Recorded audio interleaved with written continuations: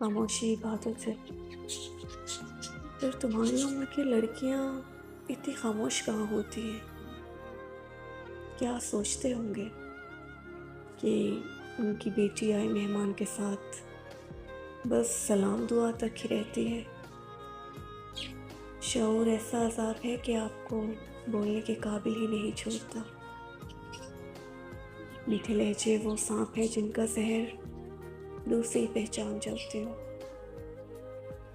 तो ऐसे लोगों से कैसे बोलूं, क्यों बोलूं, जो ऊपर तो कुछ है और पीठ पीछे कुछ।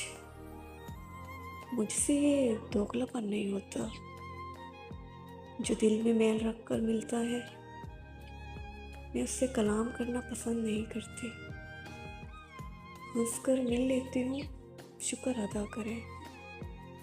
इससे ज़्यादा फॉर्मेलिटीज़ मुझसे नहीं निभाई जाती।